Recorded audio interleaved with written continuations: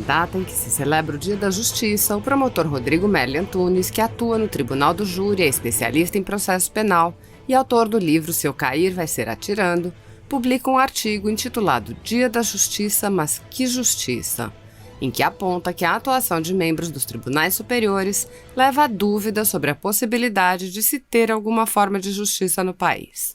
Antunes afirma: vivemos em tempos onde muitos tribunais estão a construir uma jurisprudência ingênua e extremamente perigosa. Citando o promotor Cristiano Mourão, afirma: como dito por ele, não há mais que se falar em jurisprudência, mas sim em jurisimprudência, tamanha a falta de zelo em se proteger a sociedade ordeira e trabalhadora. Ouça o texto do promotor Rodrigo Merli Antunes. Dia da Justiça. Mas que justiça? Aqueles que leem meus textos sabem que, invariavelmente, sou obrigado a criticar algumas decisões judiciais, em especial dos tribunais superiores. Semana passada aconteceu de novo. Em decisão liminar relacionada a um caso do estado de Santa Catarina, um dos ministros do STJ suspendeu a ordem de prisão preventiva decretada contra um homem acusado de ter consigo, para fins de tráfico ilícito, cerca de 15 pedras de crack. Embora o indivíduo já tenha antecedentes criminais e a polícia afirme que ele se encontrava em local onde o tráfico é comum, o magistrado considerou que as circunstâncias do caso não evidenciam indícios razoáveis de traficância, faltando para o ministro, portanto, um dos pressupostos para a prisão preventiva. De acordo com o processo, ao perceber a aproximação da polícia, o réu tentou se livrar das drogas, jogando-as para dentro de uma residência, mas é certo que as pedras foram na sequência localizadas e devidamente apreendidas. Ao ser detido em flagrante delito, o sujeito ainda tinha consigo cerca de R$ 239 em seu bolso. No decreto de prisão preventiva, o juiz de primeira instância, por óbvio, apontou o risco de reiteração delitiva, não só pelo fato do increpado já ter sido condenado outras 2 vezes, mas também por ser um velho conhecido da polícia por condutas desse tipo. No entanto, ao examinar o pedido de habeas corpus, o ministro relator considerou irrelevante e insuficiente tudo isso, invocando em favor do demandado os velhos mantras da presunção de não culpabilidade e do Estado democrático de direito, os quais quase sempre só enxergam o ponto de vista do criminoso, mas nunca o das vítimas. Só não sei, então, que raios de democracia é essa. Já com relação à quantidade de drogas, o ministro mencionou uma pesquisa de 2014, na qual os usuários declaram consumir cerca de 13 pedras da substância em um dia normal de uso. Portanto, segundo o relator, a quantidade apreendida no caso sob análise não indicaria por si só a traficância, até porque o indivíduo não foi visto entregando ou vendendo a droga, podendo ser apenas um usuário que foi até ali para comprá-la.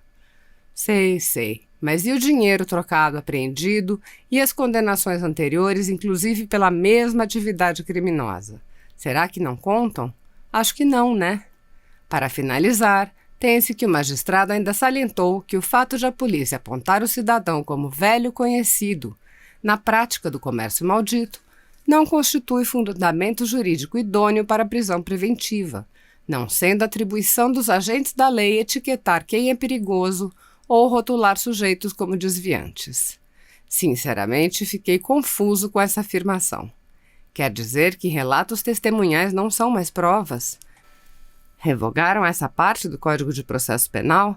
Toda a comunidade local relatar para a polícia que o cidadão é traficante e os policiais reportarem isso no processo não vale?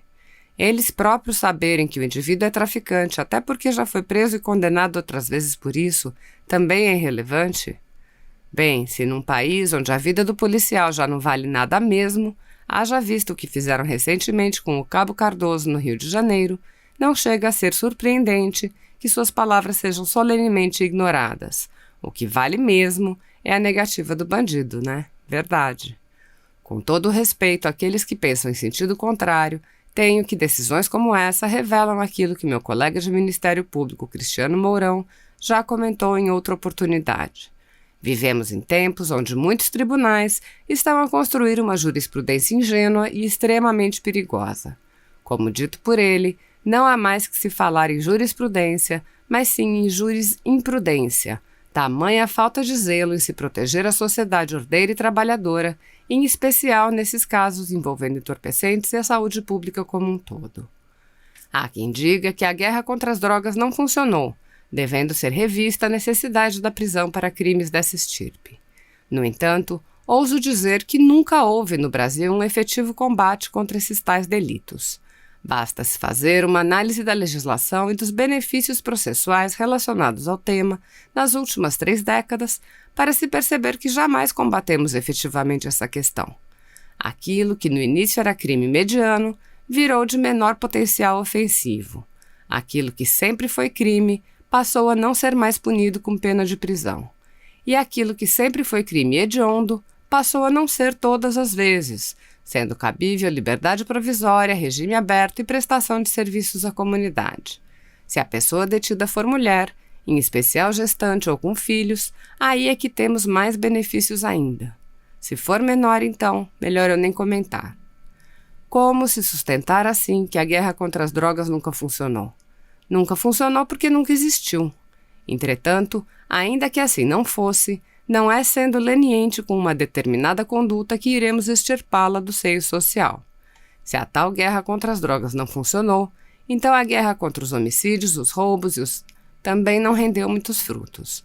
Afinal de contas, nunca diminuíram a contento.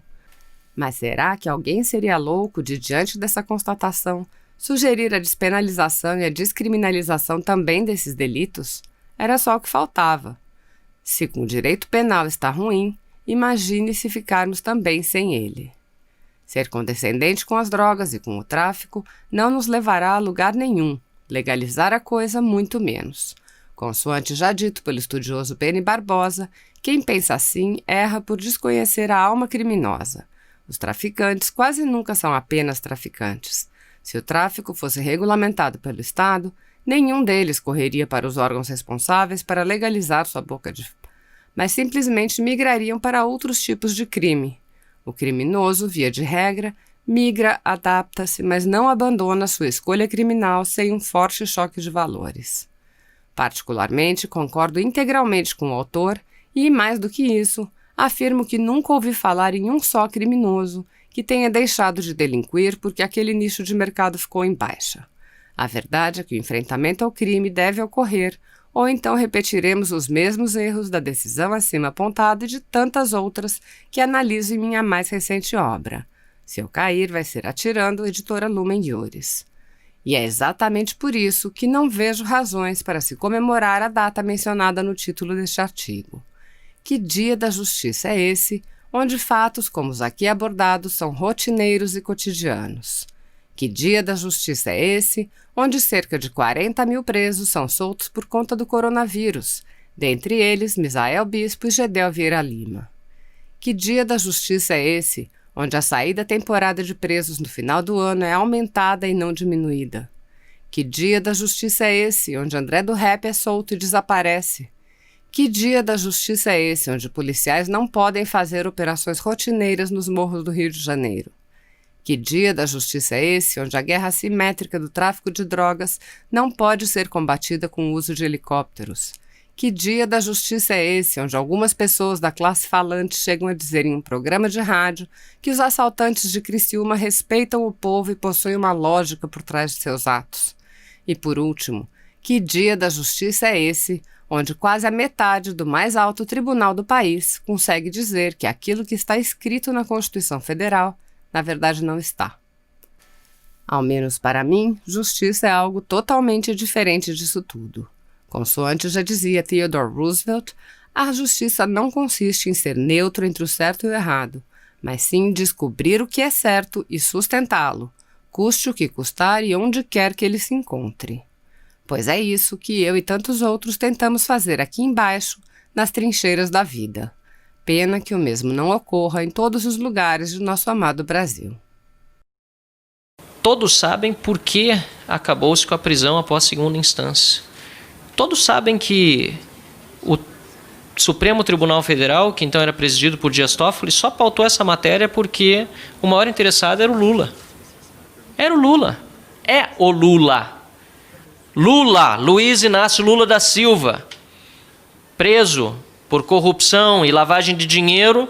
Eu vou ser bastante breve, acho que uma das discussões que está na mesa sobre valer ou não para processo em andamento, essa PEC, que vai ser certamente aprovado por essa casa, há todo o anseio popular e também a movimentação dos deputados, o que é positivo.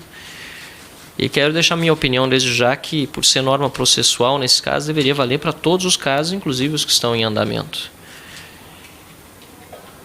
Aqui na Câmara, todos sabem por que acabou-se com a prisão após segunda instância. Todos sabem que o Supremo Tribunal Federal, que então era presidido por Dias Toffoli, só pautou essa matéria porque o maior interessado era o Lula. Era o Lula. É o Lula. Lula, Luiz Inácio Lula da Silva, preso por corrupção e lavagem de dinheiro, foi o maior interessado na decisão do STF, e o STF, por meio do seu presidente, Dias Toffoli, só pautou essa matéria por conta deste maior interessado chamado Luiz Inácio Lula da Silva. E eu vou dizer aqui, tem gente que não gosta de falar isso em público, mas aqui na Câmara todo mundo sabe, todos os deputados se conversam, os bastidores, senadores, todo mundo sabe, deputada Adriana, deputada Paula, que o Lula foi o maior responsável para que se mudasse essa jurisprudência, o que já é um absurdo em si, porque a lei deve valer para todos e não deve olhar para pessoas individualmente. A Constituição deve ser interpretada de acordo com os valores que estão ali esculpidos e não de acordo com o réu que está sendo atingido por uma de suas por um desses valores que estão ali na Constituição. E tornar a nossa Constituição maleável a ponto de colocar o país na triste posição de único no mundo em que não há prisão mais para quem está condenado em segunda instância, é algo que é, para mim, como cidadão, principalmente como jovem, inconcebível. Eu quero acreditar num país melhor, eu quero acreditar num país em que todos estejam sendo julgados com justiça, sob a mesma lei. E no caso do Lula, ele foi condenado, aliás, em 3 instâncias. Foi, inclusive, o próprio STF negou-lhe habeas corpus. Então nós temos uma situação anômala no Brasil, que é histórica, em que, a depender do poder da pessoa que está sendo investigada ou do poder da pessoa que é ré, muda-se a interpretação constitucional. Isso é um absurdo. E eu repito, deputados aqui na Câmara, todo mundo sabe. Se alguém quiser dizer que eu estou errado, fique à vontade. Pode contradizer a liberdade de expressão de cada um, mas eu tenho essa, não é nem convicção, nem certeza, essa constatação pelo que a gente ouve aqui na Câmara, que a gente ouve de membros do próprio Judiciário, do Ministério Público, não importa, que o Lula foi o maior responsável por esse atraso para o Brasil, que foi o fim da prisão em segunda instância. Isso precisa ser dito de forma muito clara. Eu quero parabenizar seu trabalho à frente da Frente Ética de Combate à Corrupção, minha colega deputada Adriana. Nós, na comissão mista, na Frente Parlamentar Mista em defesa da volta da prisão em segunda instância, senador Álvaro Dias e eu, ele presidindo pelo Senado, eu pela Câmara, como seu vice-presidente. Também estamos trabalhando arduamente, somos muito cobrados pela sociedade, deputada Paula. Não entendem muitas vezes que não é tão fácil pautar aquilo que se quer, mesmo que a sociedade pressione. Mas, felizmente, os trabalhos estão recomeçando nessa área, antes tarde do que nunca e antes tarde do que mais tarde. Que os condenados voltem à cadeia. Minha opinião é de que essa PEC deve valer para todos os processos e não só para os novos iniciados daqui para frente. A lei deve valer para todos, é uma norma processual e, por isso mesmo, ela precisa ser implementada uma vez que essa emenda constitucional seja promulgada e que seja o quanto antes. É isso que espera a sociedade brasileira. Volta da segunda instância, prisão após segunda instância, já. Obrigado. Eu vi o nosso deputado, que é presidente da Frente contra a Corrupção, dizer o seguinte: aqui todo mundo sabe que esta decisão tomada no Supremo Tribunal Federal foi para favorecer o ex-presidente Lula. Mas não é só dentro do Senado, não. A nação toda sabe disso.